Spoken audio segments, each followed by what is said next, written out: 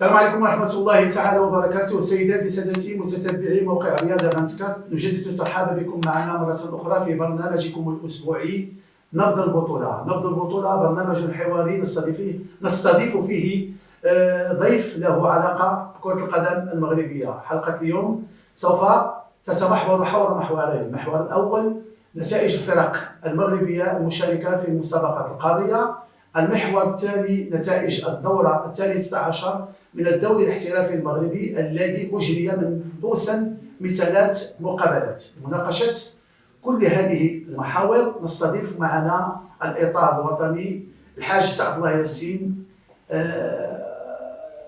مسير سابق بنادي الوداد الرياضي، لاعب سابق بنادي الوداد الرياضي الذي تدرج بكل الفرق في كل الفئات العمرية بنادي الوداد الرياضي، ومختص في الحكامة الرياضية. مرحبا معنا سعد الله ياسين.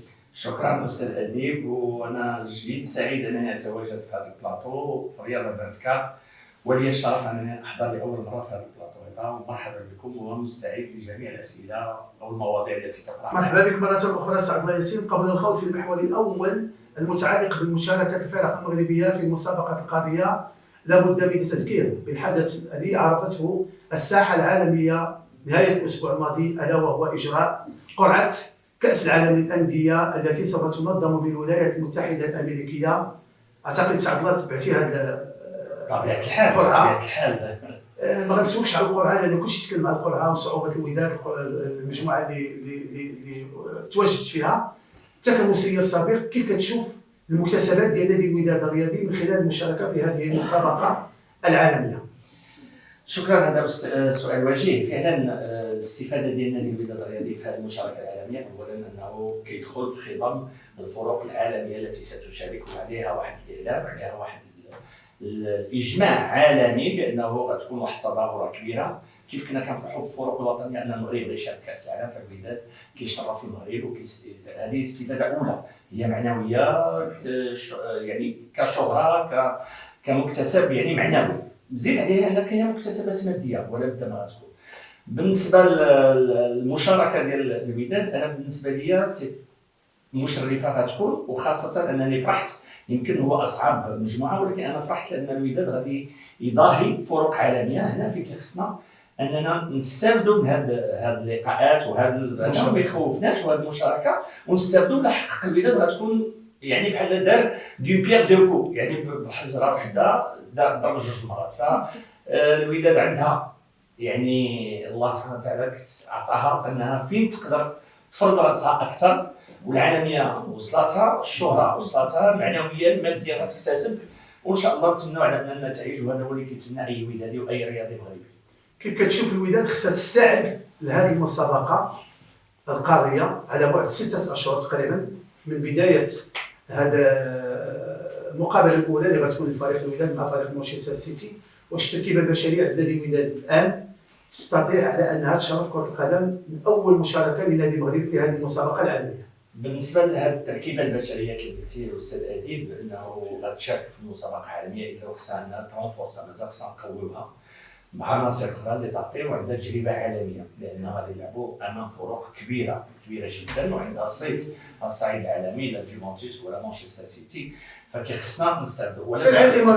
حتى العالم ماشي خاص نسهل، وكي قلتي يمكن يكون ند معنا حنا. فكيخصنا فعلا نقويو ونطعموا الفريق يعني دي بوانتور اللي كنقولوا، واحد اللاعبين اللي عندهم وزن اللي غادي يقدروا يحركوا ليك الفريق ككل، لانه على حساب 12 دوره اللي لعبنا باقي الوداد ما لقاش يعني ديك لا لين ديالو، باقي ما لقاش ديك الطابع ديالو. فما يمكنش اننا لحد الان ننتظروا على انه غيكون مزيان. خصنا نطعموا، كاين الميركاتو الحمد لله، وكاين الفرصه اللي عطات لافيفا اننا نقدروا نلقاو 5 لاعبين بريتي ولا هذا. ولا بدا خصنا نطعموا هذا النادي هذا باش نشرفوا الوداد والمشاركه ديالو.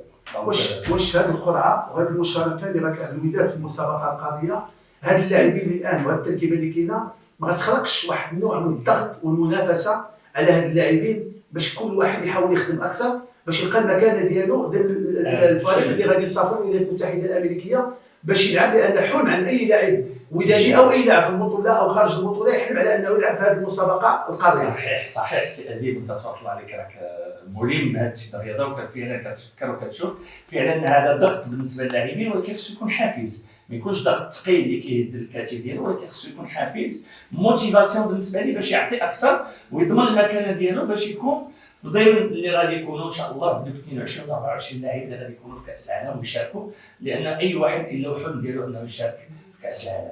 سعد ياسين، المشاركه ديال الوداد في هذه المسابقه القاريه مكتسبات كيتكلمتي كاينه ماديه معنويه اشغاليه استثماريه، واش هذه المشاركه خص تعطي تشوفوا الوداد ما بعد كاس العالم للانديه نشوفوا وداد اخر بهيكله جديده بفكر جديد يعني الوداد يوصل للفرق العالميه من حيث التدبير ديال نادي الوداد الرياضي. اكيد، وهذه يعني لا محاله منها خصنا نوصلوا لها. النادي كيمتي غنشارك، غادي يشارك كاس العالم هو الحمد لله على الابواب، غادي يعطي نتائج، غيكتسب مكتسبات، ولكن خصنا الاستغلال ديالها فيما بعد كاس العالم باش الوداد يبقى دائما في المصاف ديال الفرق العالميه، في التسيير، في التدبير، في الحكامه، في يعني حتى في الهيكله.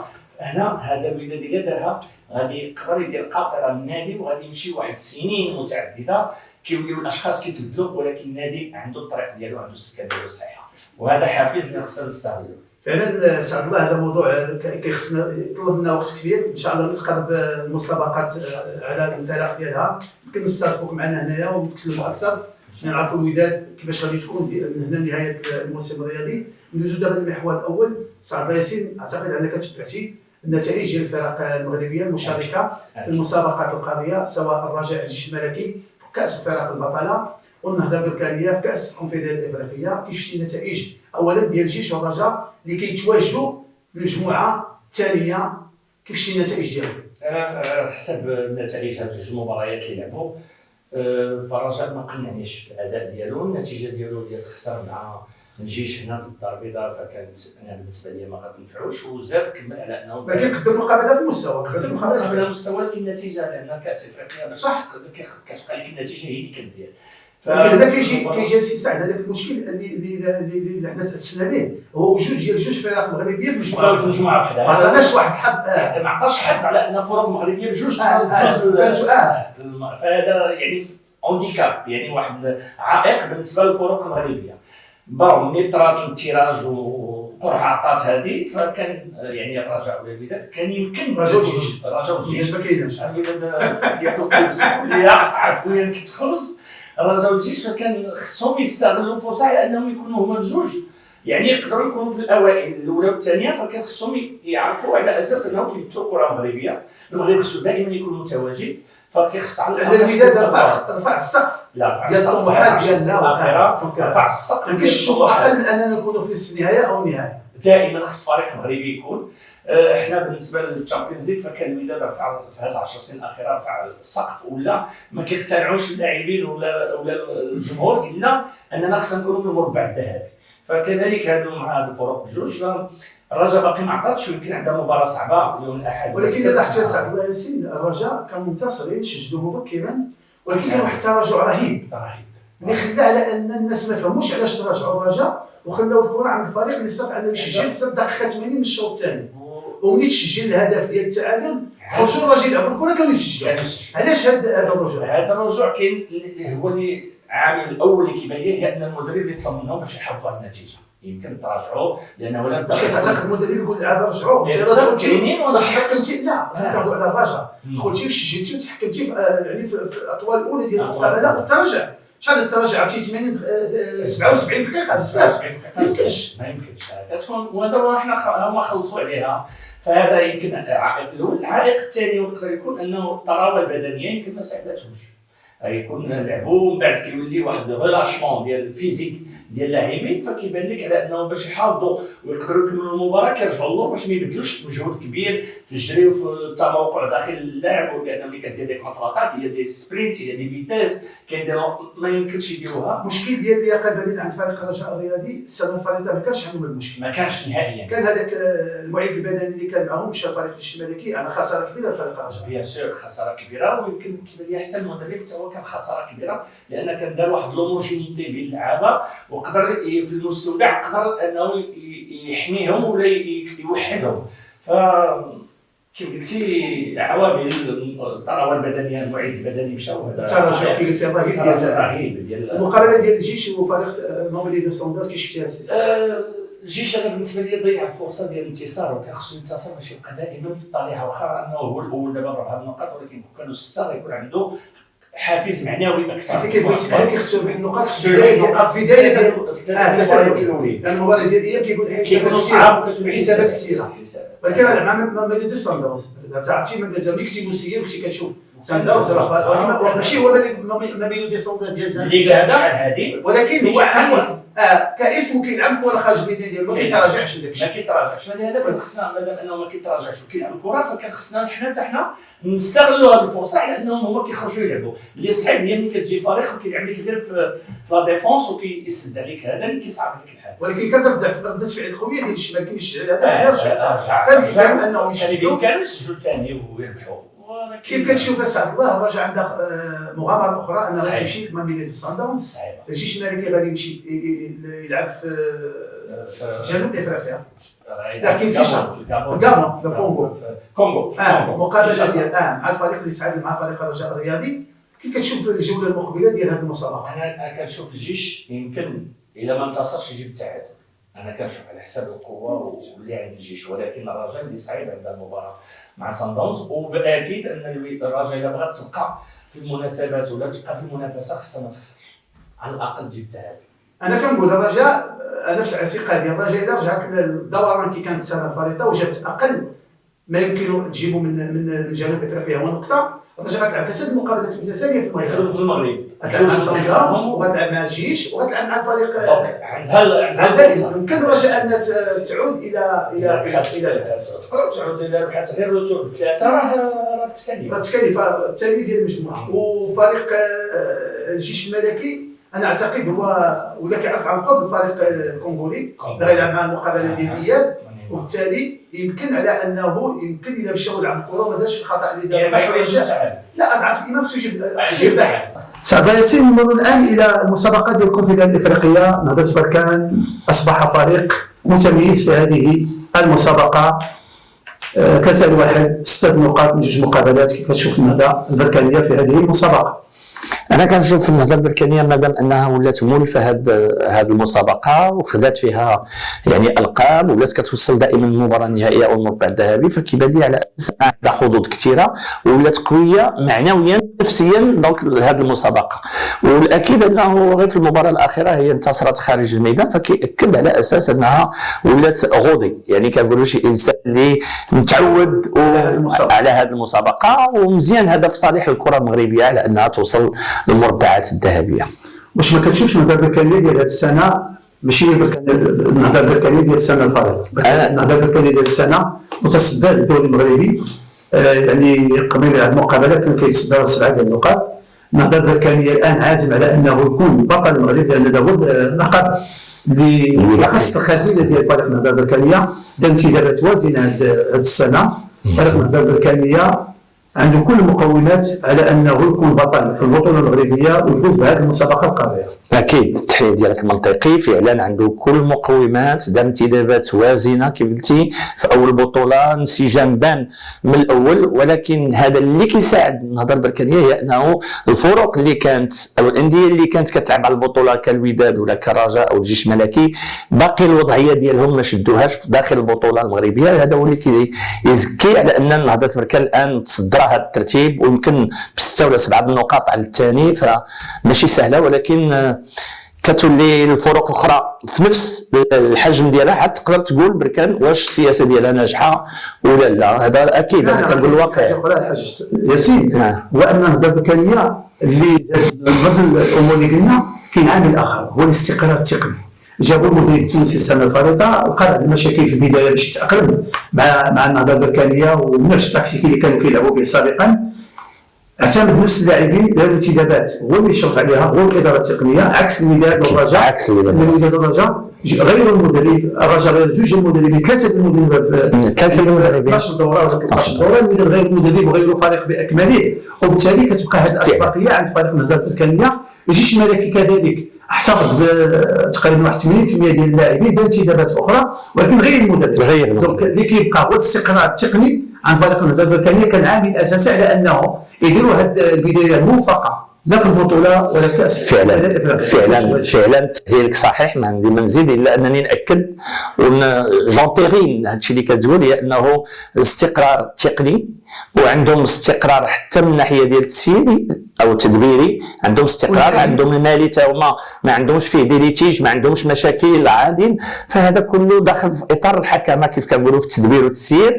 الاستقرار التقني غاديين بواحد الطريق غاديين لها كيديروا الطريق ديالهم، ففعلا غادي تكون نتائج ايجابيه من بعد وغادي يخلصوا. نمروا المحور الثاني سعد ياسين، الدوره 13 من الدوري الاحترافي المغربي، تلعبوا فيه 5 ديال المقابلات، مرتور الكاسات ديال المقابلات. كيف شفتي النتائج؟ غنشوف معك نتيجه بنتيجه.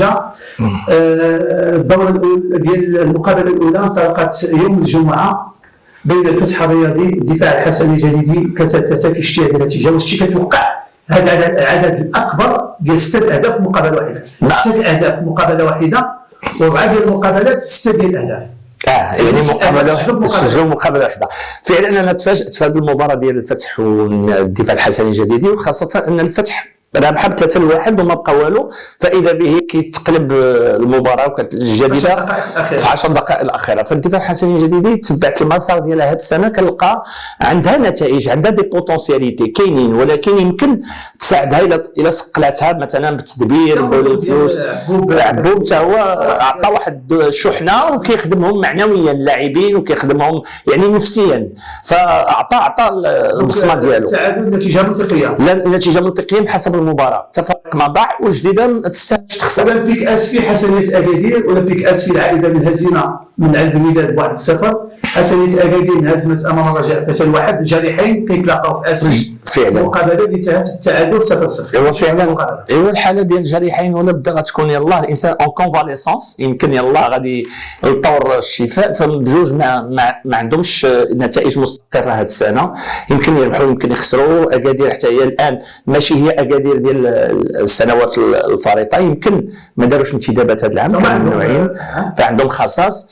اولمبيك اسفي دائما كتلعب على وسط يعني الترتيب، فالمباراه يعني بالنسبه لي ماشي مفاجاه. مجموعه ديال الاحداث تشجيع الاهداف، حمراء،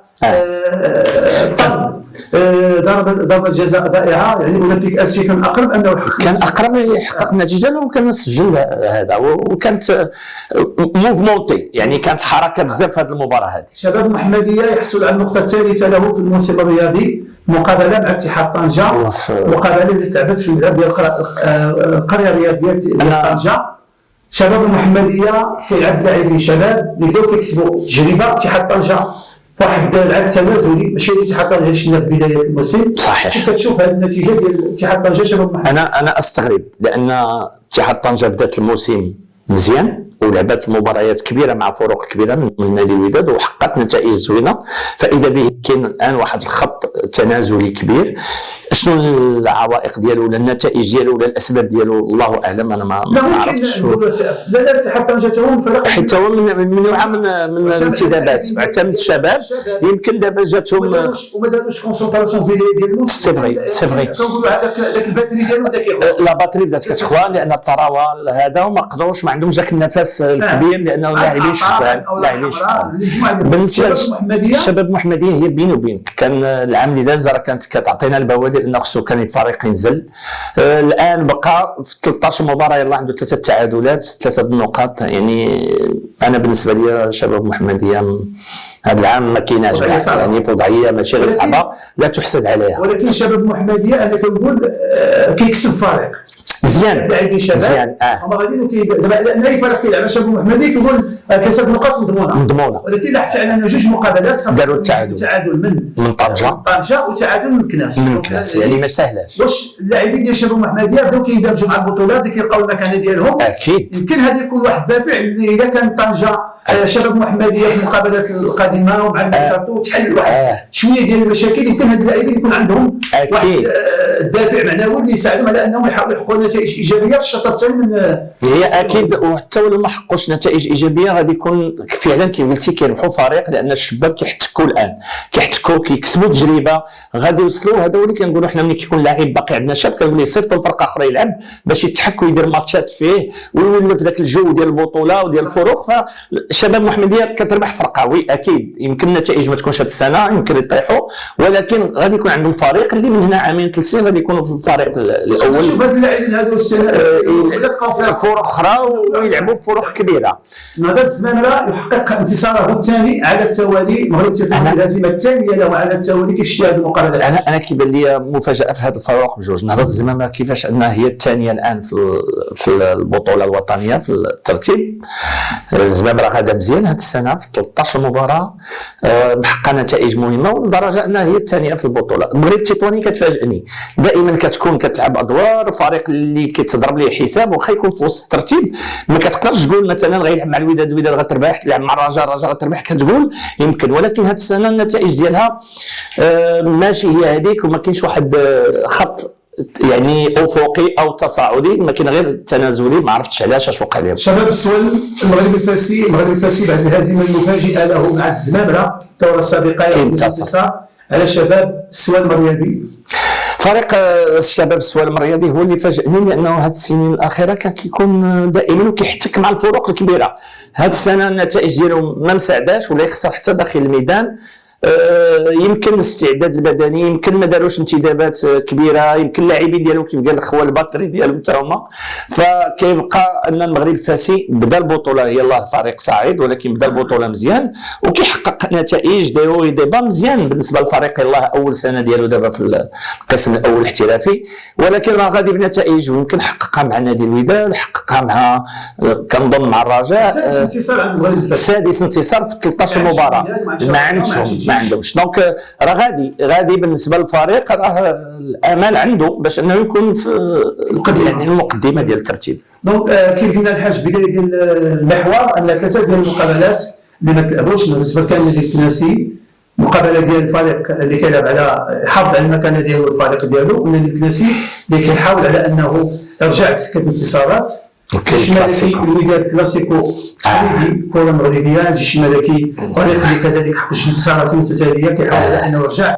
الوداد كذلك انتصار على فريق اولمبيك اسفي يبغى يرجع للسكه الانتصارات. كنا في البدايه ديال الحلقه الوداد والضغط دابا ديال اللاعبين على انهم سيعطيو ما في على انهم يبينوا على انه فريق يستحق على انه يشارك في هذه المسابقه القاريه.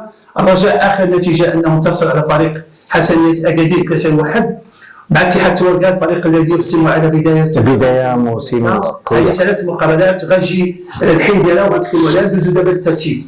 الترتيب في الرياض نهضر بركان اللي ما لعباتش شنو هو كي كتشوف الترتيب ديال الدوري الاحترافي الى غايه الدوره 13 كيبان لي متقارب الى حيت نهضه بركان الاخرين كلهم كيبان لي راه متقاربين 23 22 20 19 يعني مباراه او زوج يقدر يتغير الترتيب. فكيخص يعني البطوله تقوى. وانا بالنسبه لي النتائج كلها هذا الترتيب هذا وهذه النقاط بالنسبه لي كشطر اول ناقصين على الاعوام الاخرين. السنوات الاخرين دائما كيكونوا واصلين 33 34 نقطه. هذه السنه يمكن توصلها بركان بوحدها ولكن الاخرين صعيب باش يوصلوها غيبقاو في 26 27 28 اللي كيبين على اساس انه الروتور يعني الايام غادي يكون صعيب وشاق بالنسبه للفرق كامله باش اللي غتضمن بلاصتها اللي باغا تكون في الترتيب في الاول.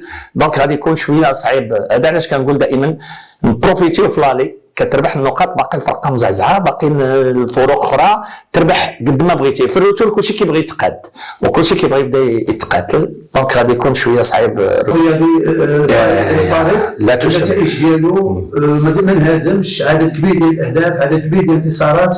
كتشوف الرجاء في المرتبه التاسعه مقابله ناقصه ماشي هي الرجاء ديال السنه الفارطه. بيان سور اكيد انت كتشوف غير من عدد ديال الهزائم 3 تعادلات 5 و4 ديال الانتصارات يعني ما حققش شي حاجه في 12 مباراه واكيد انه راه في المرتبه التاسعه. فالرجاء انا بالنسبه لي يعني مفاجاه كبيره مادام انه ما بدلش الفرقه كامله بدل يمكن استقرار كيف قلتي التقني المدرب المعيد البدني ولكن بقات التركيبه البشريه ولكن ما عطاتش داكشي اللي كانت كتعطي العميد. دونك هنا كيبان لك هي انا مجموعه ديال اللاعبين نفس اللاعبين اللي شكلوا نفس اللاعبين ديال الفريق المستوى ديالهم منخفض. هنا باش نحملوا المسؤوليه للمدرب. لا كيما بغى يكون المدرب واخا شي دابا يجيب مدرب اخر بقى اللاعبين في نفس المستوى منخفض. انا اعتقد على ان الرجاء تقدر بيان سور وهي علاش كيقول لك ان جو ديكيب ان جو كوليكتيف، راه دائما كاين عناصر كلها كتشكل، كاين المدرب، كاين المعد البدني، وكاين الامكانيات، وكاين اللاعبين. وملي كتكون العناصر مشدوده بعضياتها ومقويين كيعطيو نتيجه.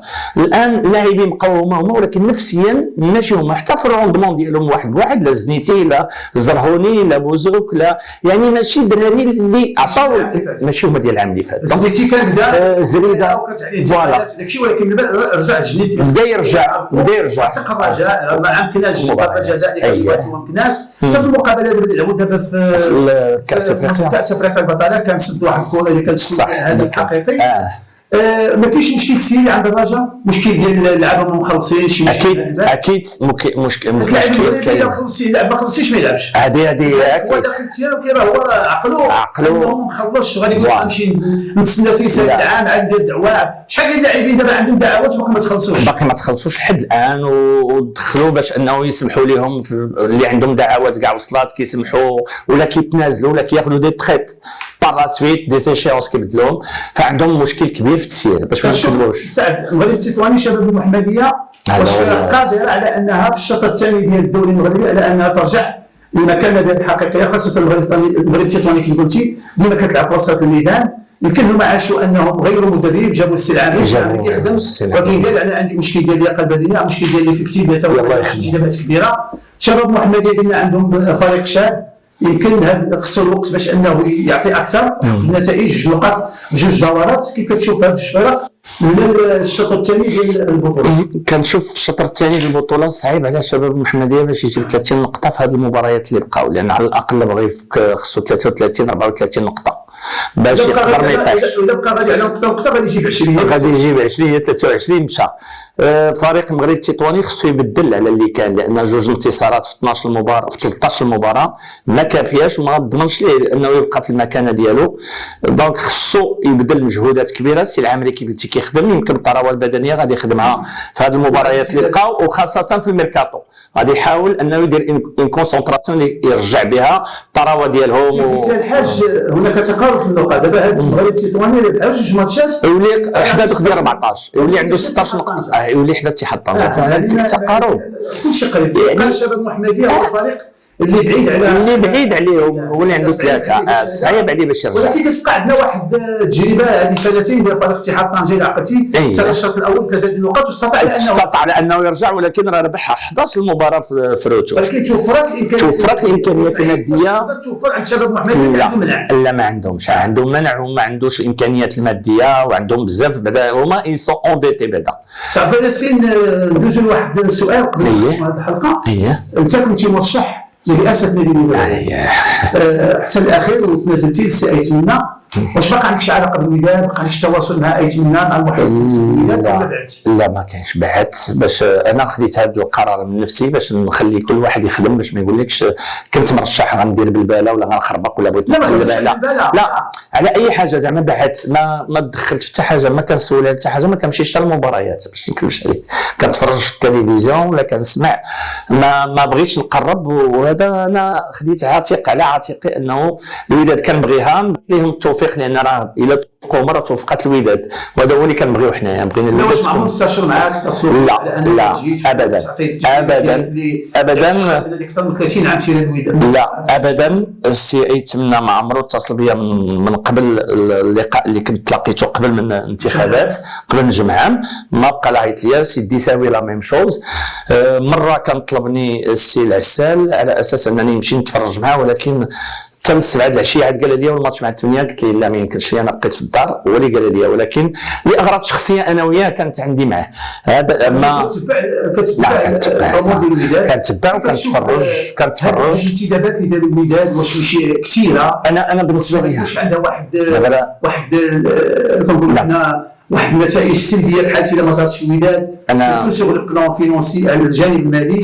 انا اذا دابا طلبتي مني وانت صديق وصديق، انا نقول لك بصراحه ان الانتدابات ديال 19 واحد غتجيبها في 21 واحد غتجيبها في وقت واحد في ميركاتو الصيفي، انا ضدها وما عمرها غتعطي نتيجه في القريب. لان باش يحصل انسجام، باش يحصل تكامل، باش يحصل لان خصو الوقت هو اللي كنعيشو الثاني. دابا في هو اللي كنعيشو حنا باش فوالا، وهذا هو اللي قلت ضيعنا نقاط كثيرة. استقرار مالي. هذا الاستقرار التقني والفني باش يكون الا خص تكون عندك واحد العمود الفقري.